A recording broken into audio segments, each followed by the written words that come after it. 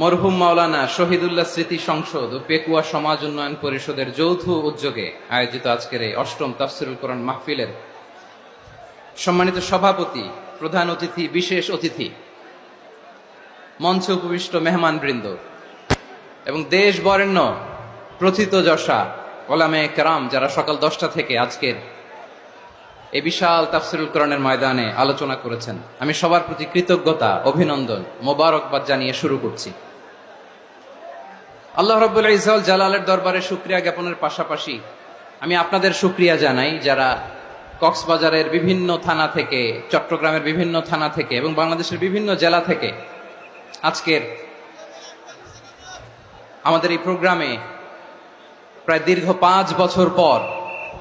যে তাফসিরুল কোরআনের প্রোগ্রাম দিয়ে এবছর আমরা প্রোগ্রাম শুরু করছি, সেই প্রোগ্রামে আপনারা জয়েন করেছেন। আপনাদের সবাইকে অন্তরের অন্তঃস্থল থেকে শুভেচ্ছা জানাই। আমি অন্তরের অন্তঃস্থল থেকে শুভেচ্ছা জানাতে চাই আমার প্রিয় সাংবাদিক বন্ধুদের, electronics media, printing media, YouTuber ভাইদের। আজকে এই প্রোগ্রামের শান্তি শৃঙ্খলা নিরাপত্তার দায়িত্বে নিয়োজিত ছিল পুলিশ বাহিনী, বিডিআর বাহিনী, তারপরে র্যাব, দেশপ্রেমিক সেনাবাহিনী এবং পেকুয়ার ভলান্টিয়ার্স ভাইয়েরা, যারা যেভাবে আজকের প্রোগ্রামকে সার্থক করার জন্য আপনারা শ্রম দিয়েছেন, সময় দিয়েছেন, মেধা দিয়েছেন, উপস্থিত হয়ে প্রোগ্রামকে সার্থক করেছেন, আমি সবাইকে শুভেচ্ছা এবং মোবারকবাদ জানিয়ে শুরু করতে চাই।